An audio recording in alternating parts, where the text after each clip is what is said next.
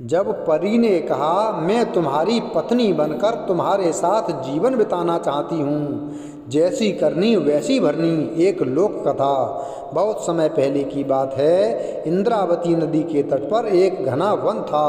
उस वन में एक चिड़िया और एक चिड़वा रहते थे। चिड़िया ने 2 अंडे दिए। एक दिन अचानक काले बादल घिर आए और बिजलियां तड़कने लगीं। एक बिजली चिड़िया और चिड़वे के घोंसले पर गिरी। आश्चर्य का विषय यह था कि चिड़िया और चिड़वा अपने दोनों अंडों सहित सुरक्षित बच गए। बादल चले गए, बिजलियों का तड़कना भी बंद हो गया। इसके बाद चिड़िया फिर अपने अंडों को सेने लगी। कई महीने व्यतीत हो गए, किंतु अंडे नहीं फूटे और उनमें से चूजे भी नहीं निकले। तब चिड़िया और चिड़वे को लगा कि उनके अंडे बिजली गिरने के कारण खराब हो गए हैं, अन्यथा उनमें से बहुत पहले ही चूजों को बाहर आ जाना चाहिए था। चिड़िया और चिड़वा दुखी मन से अपने अंडों को घोंसले में छोड़कर वन के दूसरे छोर पर चले गए और वहीं नया घोंसला बनाकर रहने लगे। इधर कुछ समय बाद चिड़िया के पुराने अंडों में से एक अंडा फूटा और उसमें से चूजे के बदले एक बछड़ा पैदा हुआ। 10 पल बाद दूसरा अंडा फूटा और उसमें से एक बालक पैदा हुआ। बछड़े और बालक ने एक दूसरे को देखा और एक दूसरे को अपना भाई समझा। दोनों घोंसला छोड़कर पेड़ से नीचे उतर आए। नीचे आकर दोनों खेलने लगे। जब बछड़े को भूख लगी तो उसने घास चर ली और जब बालक को भूख लगी तो उसने फल तोड़कर खा लिए। उन दिनों वन में हिंसक पशु नहीं पाए जाते थे, इसलिए दोनों भाई निश्चिंत होकर खेलते, घूमते और खाते पीते। धीरे धीरे दोनों बड़े हुए। बछड़ा बड़ा होकर एक स्वस्थ तगड़ा बैल बन गया और बालक एक सुंदर युवक बन गया। वे जैसे जैसे बड़े हुए वैसे वैसे उनके बीच भातृ भावना और बढ़ गई। बैल युवक से 10 पल पहले पैदा हुआ था, इसलिए वह स्वयं को बड़ा भाई मानता था और युवक की रक्षा एवं देखभाल करता था। युवक भी बैल को अपना बड़ा भाई मानता था और उसकी बातों का आदर करता था। एक दिन बैल को लगा कि मेरी खाल मोटी है, मुझ पर धूप शीत का विशेष प्रभाव नहीं पड़ता है, किंतु मेरे छोटे भाई की चमड़ी कोमल है और वह तेज धूप में काली पड़ जाती है तथा शीत में ठिठुरने लगती है। अतः छोटे भाई को एक घर बनाकर रहना चाहिए। बैल ने पहले तो अपने छोटे भाई का नाम रखा ननकू। फिर उसने ननकू से कहा कि तुम 4 लकड़ियों पर पत्तों और घास फूस की छाजन डालकर अपने लिए झोंपड़ी बना लो। ननकू ने बैल का कहना मानते हुए लकड़ियों और घास फूस से एक नहीं 2 झोंपड़ियां बनाईं, एक अपने लिए और दूसरी अपने बड़े भाई बैल के लिए। उसे लगा कि यह तो अन्याय होगा कि छोटा भाई झोंपड़ी में रहे और बड़ा खुले आकाश के नीचे पड़ा रहे। बैल ने देखा कि ननकू ने उसके लिए भी झोंपड़ी बनाई है, तो उसके मन में अपने छोटे भाई के प्रति अत्यधिक प्रेम उमड़ा। तब बैल ननकू की झोंपड़ी में गया और उसने अपनी पूंछ से ननकू की झोंपड़ी की लकड़ियों को छुआ। पूंछ से छूते ही चमत्कार हो गया। ननकू की झोंपड़ी एक सुंदर घर में बदल गई।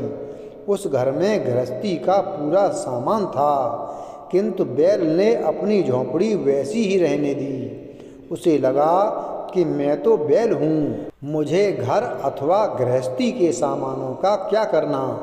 ननकू ने आपत्ति की तो बैल ने उसे समझाया कि मुझे झोंपड़ी में रहना अच्छा लगता है, फिर तुम्हारा घर तो है ही, जब मन करेगा तो उसमें रह जाया करूँगा।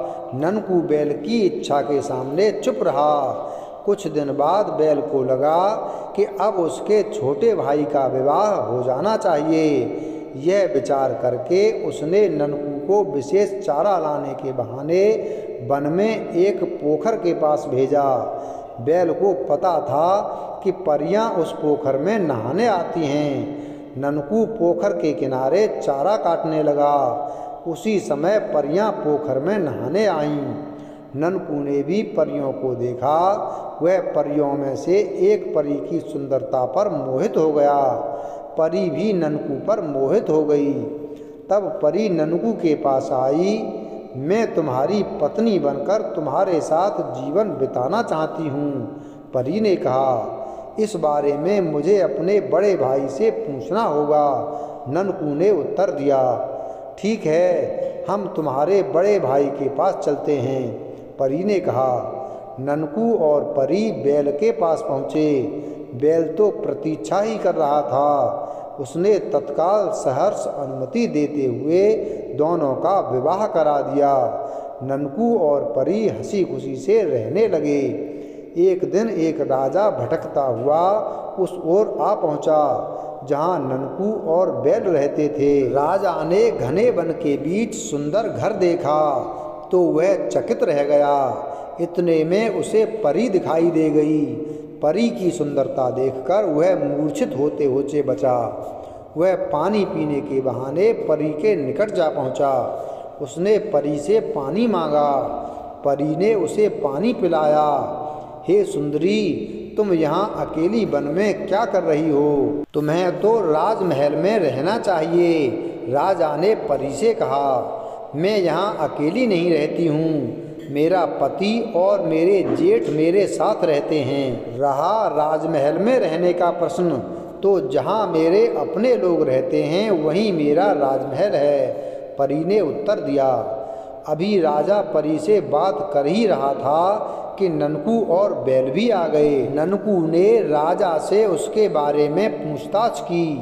यह वन मेरे राज्य में ही आता है, अतः तुमको मेरी आज्ञा माननी होगी और मेरे लिए सूरज की तरह चमकने वाला लाल पत्थर लाना होगा। यदि तुम लाल पत्थर नहीं ला सकोगे तो मैं तुम्हारी सुंदर पत्नी को अपने साथ ले जाऊंगा। राजा ने ननकू को धमकी देते हुए कहा, मुझे आपकी आज्ञा स्वीकार है। मेरे छोटे भाई के बदले मैं आपके लिए सूरज की तरह चमकने वाला लाल पत्थर लाऊंगा। ननकू के बदले बैल ने कहा, ठीक है, मैं 1 सप्ताह बाद आऊँगा, तब तक तुम लाल पत्थर ले आना।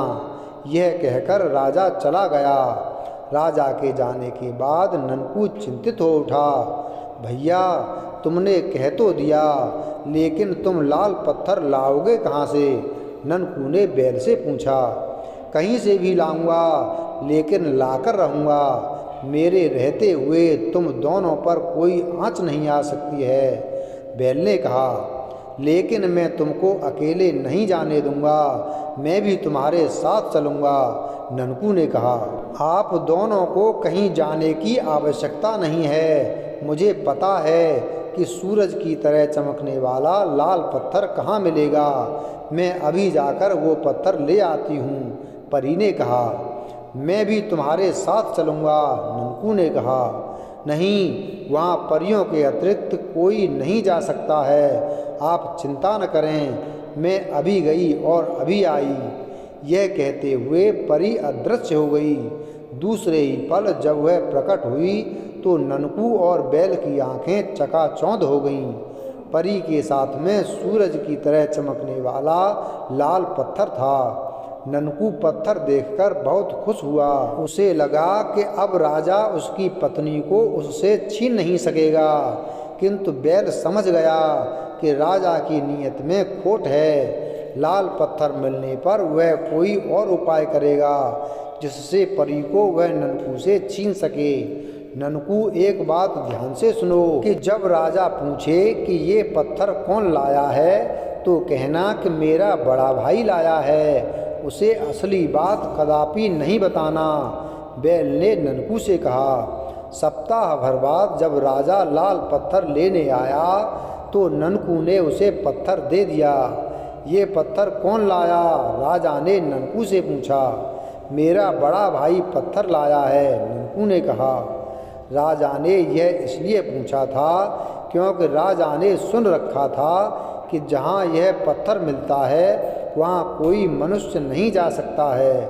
अब ननकू का बड़ा भाई मनुष्य नहीं बैल था, अतः राजा क्या कहता? राजा ने सोचा कि जब तक ये बैल जीवित रहेगा तब तक ननकू की पत्नी प्राप्त नहीं हो सकेगी। इसलिए राजा ने दूसरी युक्ति अपनाई। उसने ननकू से कहा कि तुम्हारा भाई तो बहुत बलशाली है, इसलिए मैं चाहता हूँ कि वह मेरे सबसे प्रिय भैंसे के साथ युद्ध करे। यदि वह युद्ध में मेरे भैंसे को हरा देगा तो मैं उसे ढेर सारा इनाम दूंगा, किंतु यदि वह मेरे भैंसे से हार जाएगा तो मैं तुम्हारी पत्नी को अपने साथ ले जाऊंगा। राजा की बात सुनकर ननकू बहुत दुखी हुआ। उसकी पत्नी परी भी बहुत दुखी हुई। तब बैल ने उसे धीरज बंधाया। तुम लोग चिंता मत करो, मैं राजा के उस भैंसे को आसानी से हरा दूंगा। बैल ने कहा। इसके बाद निर्धारित दिन को बैल और भैंसे के बीच युद्ध हुआ। बहुत देर तक युद्ध चला। भैंसे ने बैल को हराने का बहुत प्रयास किया, किंतु बैल को युद्ध कला आती थी, इसलिए उसने भैंसे को पराजित कर दिया। यह देखकर राजा मन मसोस कर रह गया। उसे ननकू की पत्नी तो मिली नहीं, उस पर बैल को ढेर सारा इनाम भी देना पड़ा। अपनी योजना की असफलता पर राजा बौखला उठा। उसने एक गुनिया को बुलाया। गुनिया से उसने कहा कि तुम कोई ऐसी बूटी दो कि जिससे बैल मर जाए और किसी को उसके मरने के कारण का पता भी न चले। गुनिया था राजा का परम भक्त। उसने एक ऐसी बूटी राजा को लाकर दी जिससे बैल को मारा जा सकता था।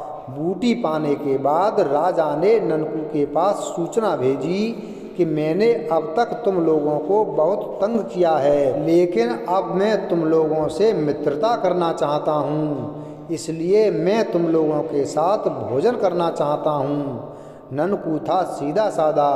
उसने सोचा कि राजा का हृदय परिवर्तन हो गया होगा और वह सचमुच मित्रता करना चाहता होगा। उसने बैल से सलाह लेकर राजा को भोजन पर आमंत्रित किया।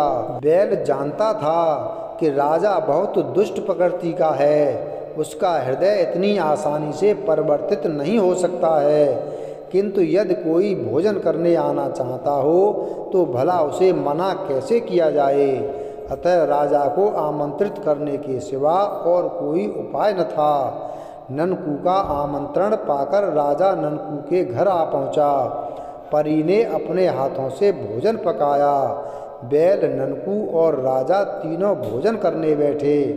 ननकू की सुरक्षा की दृष्टि से बैल राजा और ननकू के बीच बैठ गया। राजा भी यही चाहता था कि बैल उसके पास बैठे। परी ने तीनों के लिए भोजन परोसा। तीनों ने भोजन करना आरंभ किया। 2 कौर खाने के बाद राजा ने बैल से कहा, वो देखो, खिड़की के बाहर उस पेड़ पर कितनी सुंदर चिड़िया बैठी है। राजा की बात सुनकर बैल ने अपना सिर घुमाकर खिड़की के बाहर की ओर देखा। ननकू और परी का ध्यान भी खिड़की की ओर चला गया। इस प्रकार ध्यान बटाकर राजा ने अपनी थाली बैल की थाली से बदल दी। थाली बदलने से पहले राजा ने अपनी थाली के भोजन में गुनिया की दी हुई बूटी मिला दी थी। हाँ, बहुत सुंदर चिड़िया है, कहते हुए बैल ने वापस अपना सिर घुमाया और भोजन करने के लिए जैसे ही अपनी थाली की ओर देखा तो उसे संदेह हुआ कि यह उसकी थाली नहीं है। दरअसल बैल की अपनी अलग थाली थी। वह देखने में तो अन्य थालियों जैसी थी, किंतु उसने अपनी थाली में एक छोटा सा निशान लगा रखा था। परी भी बैल के लिए उसी थाली में भोजन परोसा करती थी। यह बात राजा को पता न थी। बैल ने ध्यान से देखा तो वह जान गया कि उसकी थाली राजा के सामने रखी हुई थी, जिसका अर्थ था कि राजा ने उन लोगों का ध्यान बटाकर बैल की थाली से अपनी थाली बदल ली थी। अवश्य कोई गड़बड़ है, बैल ने सोचा। बैल चतुर था। उसने राजा से कहा, आज मैंने अपनी पूंछ पर तेल लगाया है, जिससे देखिए वह कितनी चमक रही है। अब राजा को अपना सिर पीछे घुमाकर बैल की पूंछ की ओर देखना पड़ा। राजा को लगा कि बैल उसकी नकल में कुछ दिखाने की चाह में अपनी पूंछ दिखा रहा है। राजा मन ही मन हंसा कि ये मूर्ख नहीं जानता है कि मैंने तो उसे जहरीली बूटी देने को उसे चिड़िया दिखाई थी और ये मुझे मेरी नकल उतारने के लिए मुझे अपनी पूंछ दिखा रहा है। हाँ, तुम्हारी पूंछ तो आज बहुत चमक रही है, राजा ने कहा। जितनी देर में राजा ने बैल की पूंछ की ओर देखा उतनी देर में बैल ने अपनी थाली राजा की थाली से बदल दी। ये बात राजा को पता नहीं चल पाई। वह स्वाद लेकर भोजन करता रहा। भोजन करने के बाद राजा ने ननकू से विदा ली और अपने महल की ओर चल दिया। मैं कल फिर आऊँगा। जाते जाते राजा ने ननकू से कहा।